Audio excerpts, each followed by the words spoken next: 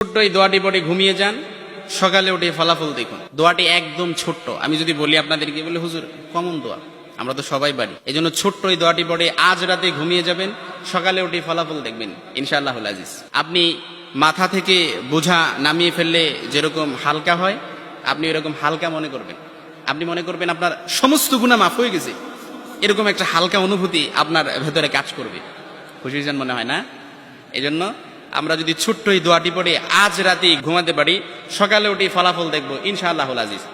আমি যদি আপনাদেরকে হাদিসের টেক্সট শোনাই, হযরত যায়েদ রাদিয়াল্লাহু তাআলা আনহু থেকে বর্ণিত, রাসূল সাল্লাল্লাহু আলাইহি সাল্লাম বলেন, হাদিসের স্পষ্ট ন্যারেশন হচ্ছে, যে ব্যক্তি রাত্রিবেলা 3 বার এই দোয়াটি পড়ে ঘুমিয়ে যাবে, সকালে উঠে আল্লাহ তাআলা তার সমস্ত গুনাহ মাফ করে দিবে।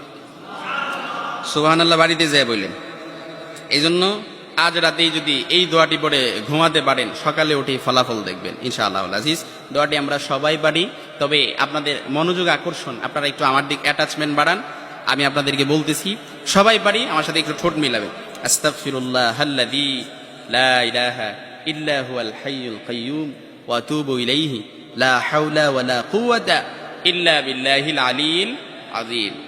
এবার বলেন তো দেখি, কেউ আছেন কিনা যে একটু হাত তোলেন যে হুজুর এই দোয়াটা পারি না? এরকম কেউ আছেন? সবাই পারি না? সবাই পারি।